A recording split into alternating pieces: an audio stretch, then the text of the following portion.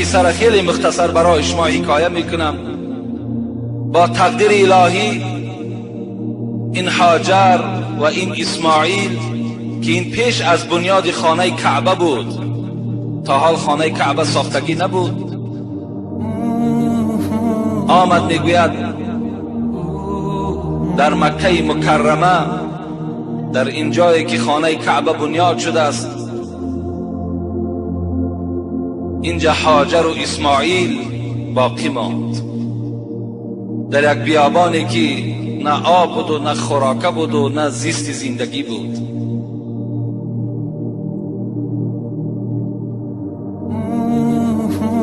بار میگه حضرت ابراهیم برای خبر گرفتن هاجر زن خود و فرزندش اسماعیل به مکه مکرمه آمد. شب خواب کرد. در خوابش پروردگار امرش کرد ابراهیم از جایت خیز و این یگانه فرزندی که در پهلوی تو خواب است اسماعیل، این قربان کن در راه ما. حضرت میگوید از جای خود خیز. خیلی یک آدمی دهشت زده بیدار شد. معرخا هر خیل روایت ها میکنن که خیز یک چند اشتر قربانی کرد. و شاید این خواب من خواب رحمانی نباشد.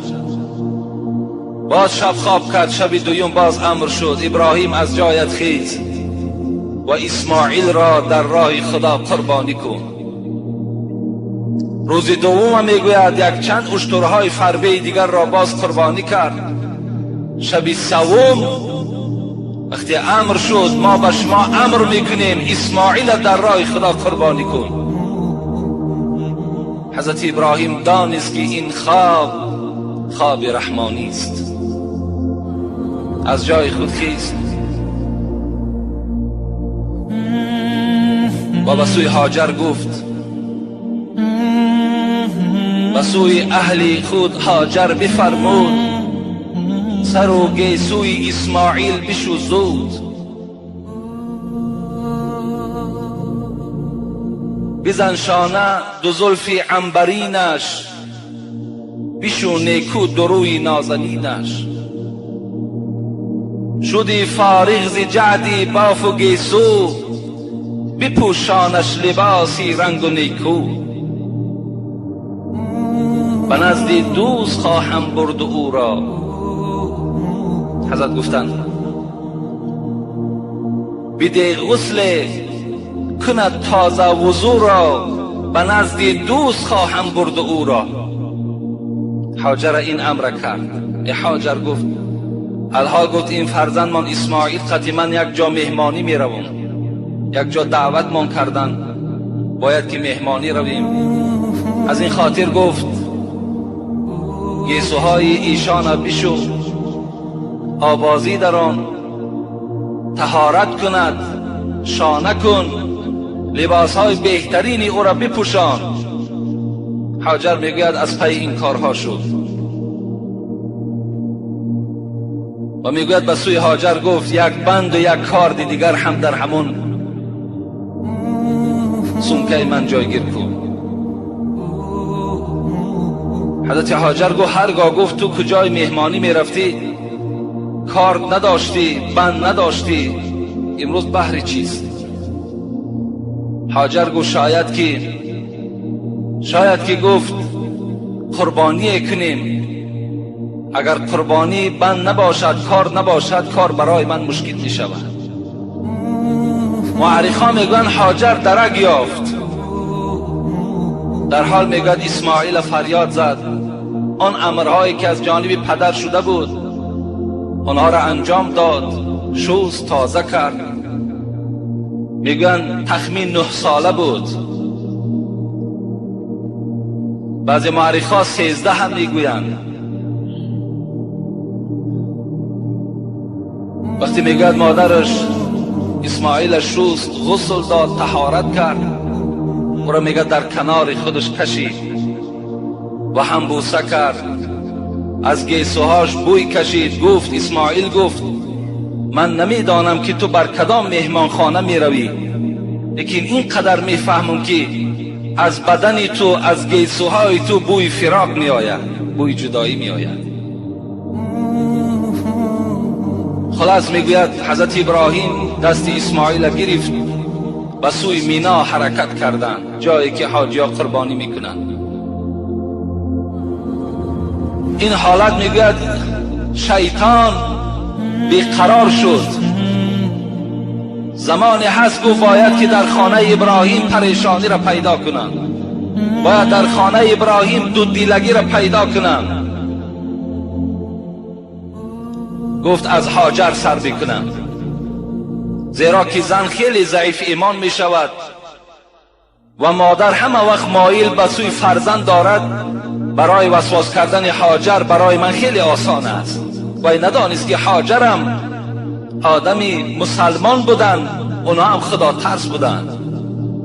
آمد نزد هاجر، گو هاجر خودش را میگه شیطان با یک پیرزن تبدیل داد. شیطان در حدیث های پیغمبر میگذرد و هر صورت خودش تبدیل داده میتواند. موی سفید میکند، جوان میکند، کمپیر میسازد، مگر حبیبی خدا گفتند در صورت من خودش را در آورده نمیتواند.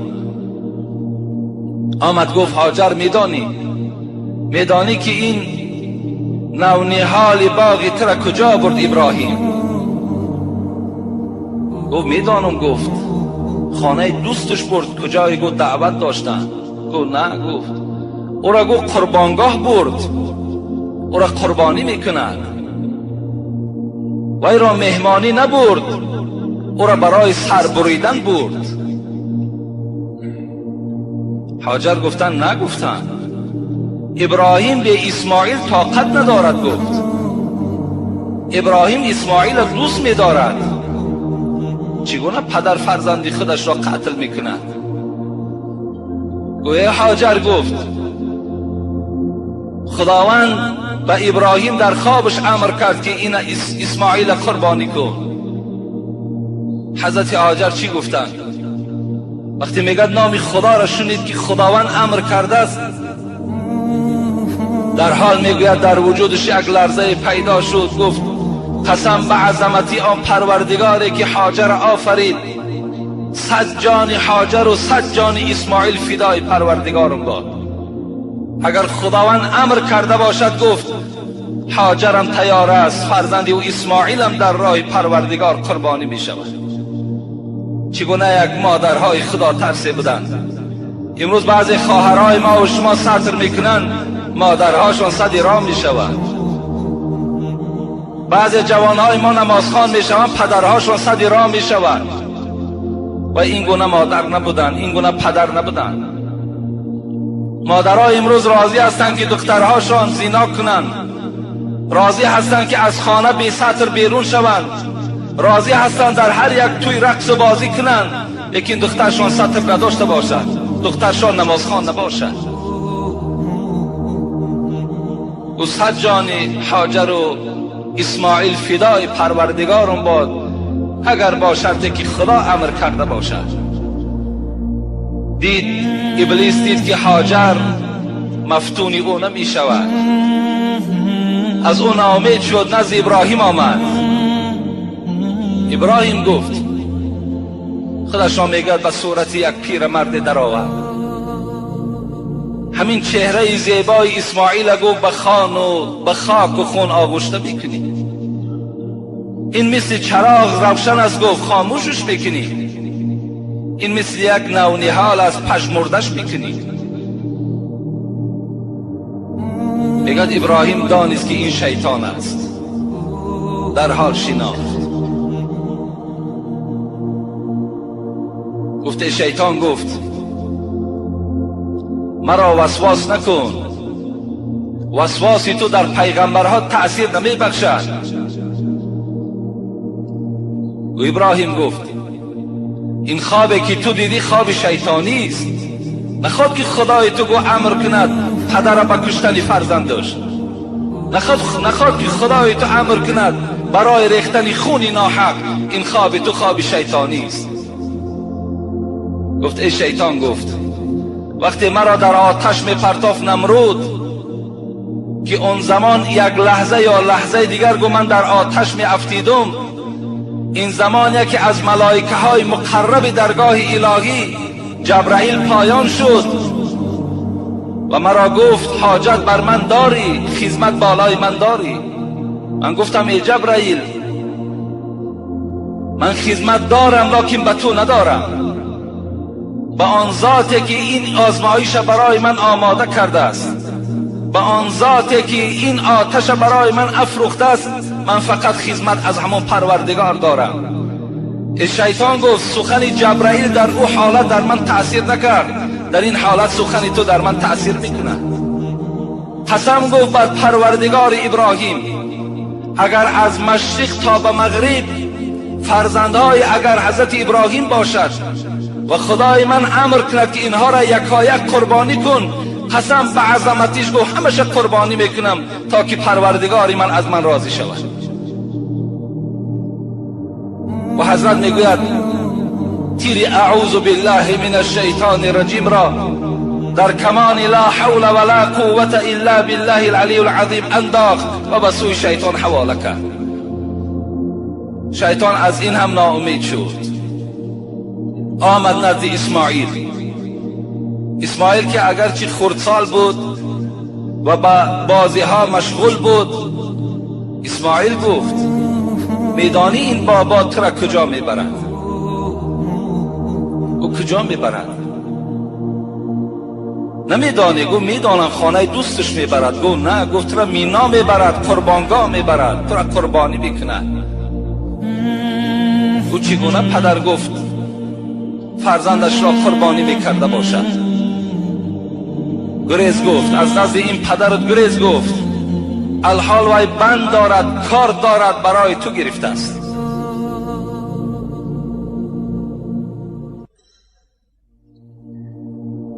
اسماعیل چی جواب گفت؟ بگفت اسماعیلش ای پیری رهزن، بگفت اسماعیلش ای پیری رهزن، کی فرموده است بابا را بکشتن؟ کی امر کرد این ابراهیم بابای مرا، پدری مرا، کی امر کرد که اسماعیل قربانی کن؟ پدر کی راضی باشد بر شمال وزد در باغ او در نونحال؟ کدام پدر راضی می شود که شمال در نونحال او وزد؟ کنی همون خیل پدر کی فرموده است بابا را در بیابان برای کردن فرزند قربان؟ کی فرمان داد؟ بگفت ابلیس کی شد فرمان معبود، بکن قربان ولد،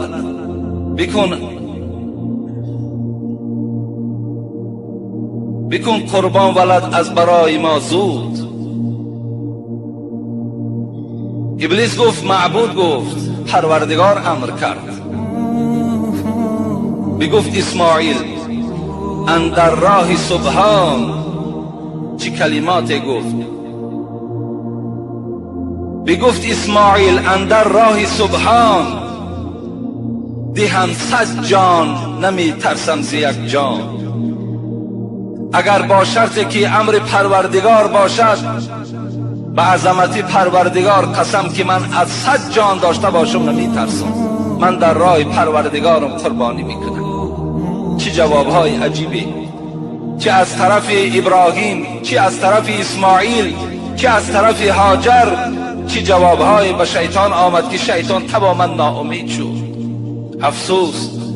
افسوس که این گونه جوابها امروز به شیطان از جانب ما و شما نمی شود. زنها چه خدمتها، زنهای دوره پیغمبری خدا چه خدمتها کردند. در قصه ها می آید که چگونه محبتی بر محمد داشتند صلی الله علیه و سلم. وقتی در جنگ احد که خیلی جنگ مشکل ترین برای رسول اکرم بود، که 70 صحابه پیغمبر در این جنگ شهید شد، از آن جمله حضرت امیر حمزه سردار الشهدا، دشمنان اسلام اعلان کردند در میدان جنگ، اعلان دروغ کردند محمد کشته شد. آمدن در مدینه برای روحیه مسلمان ها شکستند. محمد کشته شد. تمام زنهای مدینه بر آن نقطه جنگ میگه دویده رفتن. وقتی در راه میگه یک جوان یک دختر دید، گفت حال محمد چگونه است؟ این جوان میگه این دختر را شناخت. و خواهر عزیز گفت در این جنگ گفت پدری تو کشته شد. این دختر گفت من از تو از محمد میپرسم محمد چگونه است؟ خواهر عزیز گفت برادر رو در این جنگ کشته شد. میگوید کمی این زن میگوید یک غم یک مصیبت فرا گرفت. گفت من از تو از همبستگانم نمیپرسم، من از نزدیکانم از تو نمیپرسم، من از تو میپرسم محمد حالش چگونه است؟ گفت ای خواهر عزیز شوهرتم کشته شد. این زن میگوید وقتی که شنید پدر مرد قربانی شد در این جنگ، برادر قربانی شد، شوهر قربانی شد، در این سه حالت میگوید روح افتاده نشد. گفت حال محمد چگونه هست؟ گفتن حبیب خدا سلامت است. گفت الحمدلله که این قربانی هایی که از اولاد ما شد است گفت بیهوده نرفتن. چگونه یک جواب های خوبه از زنها و از مسلمان های اون زمان شنیده میشد. وقتی از اسماعیل هم که ناامید شد چی گفت؟ گفت بسوی پدرش گفت بابا، گفت ابراهیم کدام پیری هست که برای من صحبت دارد مرا میگوید از پیش پدرت گریز. ابراهیم میگوید گفت اسماعیل گفت این سگ سیاه این شیطان است، این لعنت کرده شده از درگاه الهی هست، او را سنگ بزن. که امروز حاجی ها همون سنگی که میزنن این هم یکی از سنت های حضرت اسماعیل است که اونجا میگوید شیطان سنگ زد. وقتی که از اینها میگوید همه محروم که شد، دوام آیت ما و شما میخونیم فلما بلغ معه سعی قال یا بنی اینی ارى فی المنام انی اذبحک فانظر ماذا تری قال یا ابت افعل ما تؤمر ستجدونی ان شاء الله من الصابرین.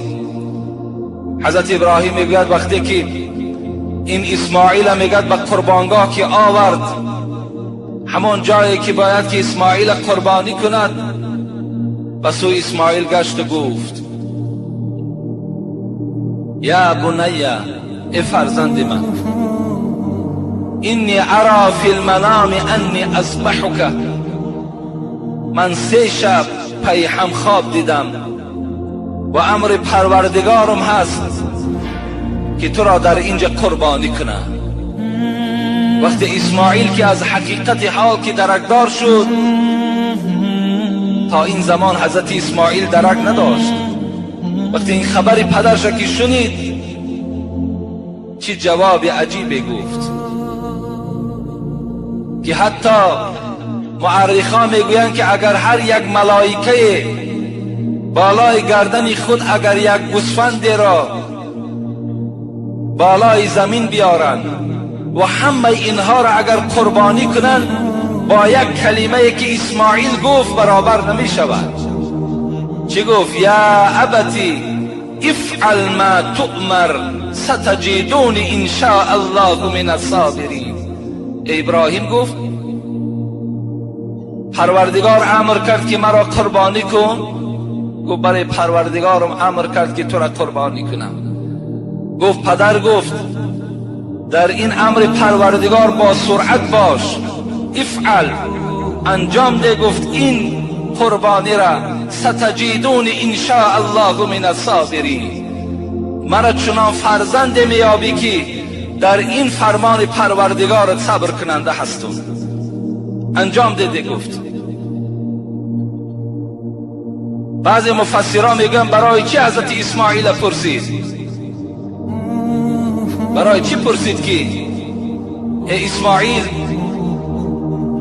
من امر به قربانی تو شدم؟ میگه تا که ابراهیم فهمد که همون دعای کرده بود رب هب لی من الصالحین، پروردگارا مرا فرزندی سالم و صالح ده. آیا همین فرزند همون فرزند باشد یا نه؟ که الحمدلله که همون فرزند بوده است. حضرت میگوید از دستمال خود کار را برآورد، بند را برآورد. حضرت اسماعیل مثل گوسفند در زمین خوابانید.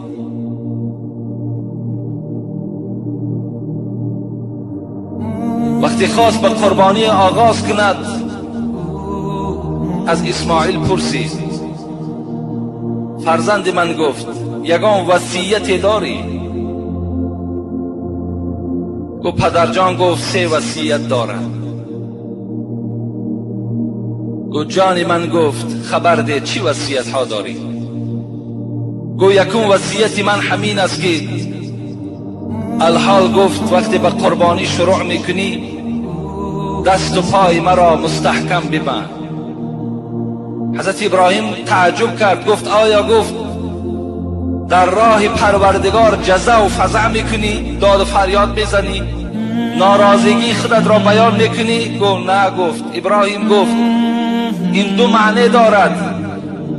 یکم این که وقتی کار در این بدن ضعیف من میرسد، این بدن نازک من به اختیار دست میزند، پا میزند، شاید که این دست زدن من، پا زدن من علامتی بی صبری مرا در نزد پروردگار نشان دهد و خداوند مرا از دفتر صابران خط زند.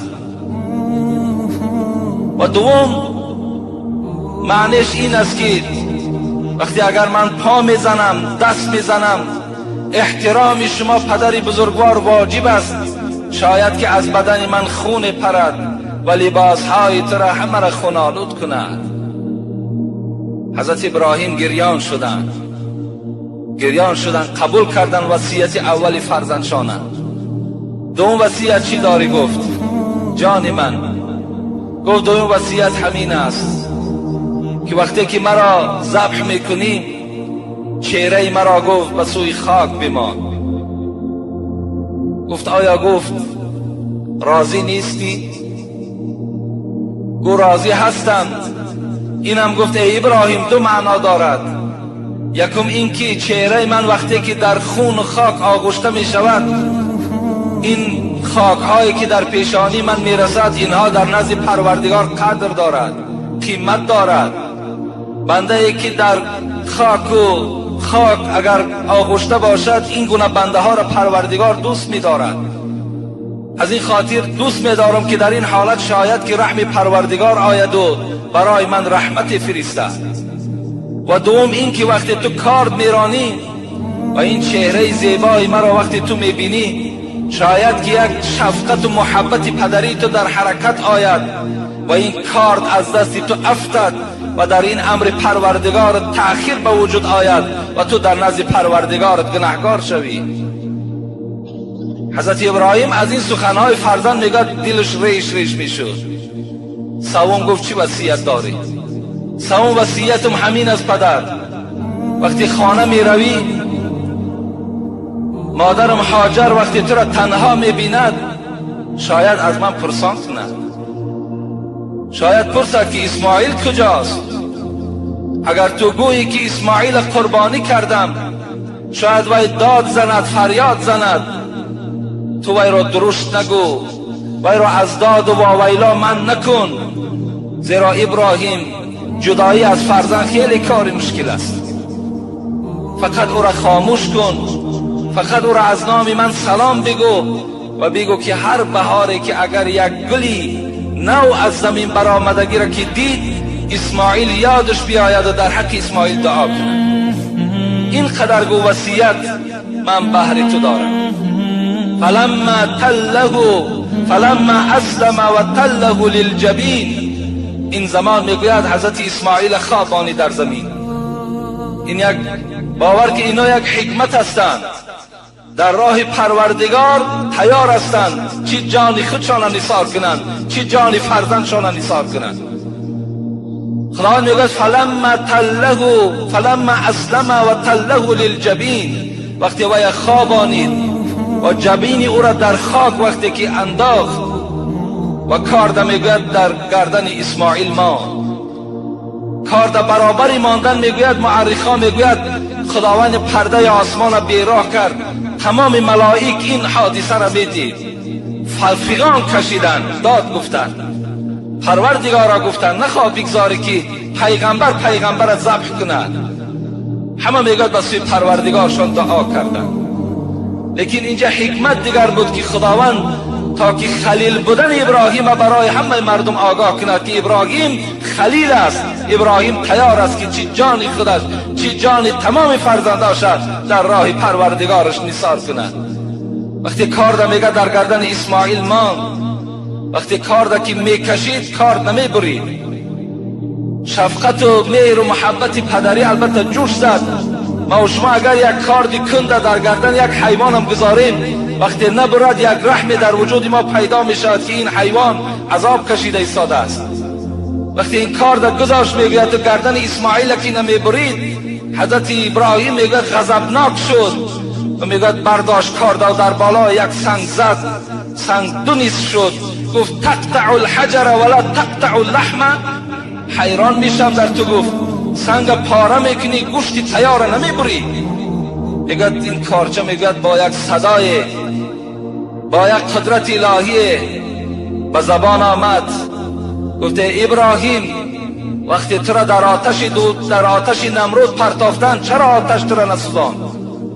گفت آخه اون زمان خداوند امر کرد یا نارو کونی بردن و سلاما علی ابراهیم، ای آتش این ابراهیم وقتی در درون تو می افتد، ابراهیم مرا سلامت نگه بدار و یک خنک نگه بدار.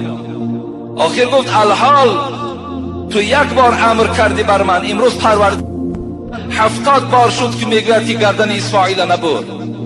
چگونه امر پروردگار من تأخیر کنم؟ چگونه امر پروردگار من نگیرم؟ این زمان چی شد بعد؟ و ندیناه ای ابراهیم، صدای شد ای ابراهیم قد صدقت الرؤیا ان كذلك نجزی المحسنین. گفت کارد از گردن اسماعیل دور کن، کارد از گردن اسماعیل دور کن که تو خواب ده به حقیقت برآوردی. این خواب تو خواب حقانی بود، خواب رحمانی بود، تو تصدیق کردی، خواب تا تصدیق کردی، تو خلیلی تا در بین همه جهانیان نشان دادی. این زمان حضرت جبرائیل میگه در دستش یک کفش، یک قشقار که بعضی مفسران میگن قریب 40 سال بود که این در باغهای جنت میچرید. اینا میگه کشاله کنان به نزد حضرت ابراهیم آورد. وقتی میگه حضرت جبرائیل که این حالت که دید چی گفت؟ الله اکبر الله اکبر. لا، حضرت ابراهیم دوام داد لا اله الا الله والله اکبر. حضرت اسماعیل والله اکبر ولله الحمد. این کلمات ها از زبان حضرت جبرائیل، حضرت ابراهیم، حضرت اسماعیل میگه صادر شد. الله اکبر الله اکبر، لا اله الا الله والله اکبر، الله اکبر ولله الحمد. کسی اگر این کلمات در روز عید و سوی عیدگاه آمدن اگر تلفظ میکند، ثواب این 3 پیغمبر را، این ملائکه مقرب را خدا در نامه اعمالش کتابت میکند. انا از همان روز اعتبارا برای تمام مردم مسلمانی که دولت دارن، مال دارن، قربانی کردن واجب شد. اگر کدام شما دولتدار باشید، کدام شما اگر مالدار باشید، کدام شما اگر چه مال $1000 هم نداشته باشید، از او کمی هم که داشته باشید، یک میانه داشته باشید، از ثواب قربانی خدا دور نکنید، قربانی کنید. انشاءالله پیغمبر خدا حدیث های فراوان دارد که هر کسی که در دنیا قربانی میکند، این قربانی برای او در روز قیامت چیزی سواره می شود. در هر یک موی همون گوسفند قربانیتان خداوند در نامه اعمالتان ثواب می نویسد. موی قربانی را عددش هیچ کس نمی داند. اون شاید از میلیاردم دانه موی او زیاد باشد، خدا با عدد هر یک موی او در نامه اعمال شما خداوند ثواب می نویسد. لیکن کسانی که ندارند، کسانی که نادار هستند، شما به قربانی دست نزنید، بلکه شما در همون خانه هایی که دولتدارها مالدارها قربانی کردند رفته از قربانی آنها خورید و شفا هست در حق ایشان دعا.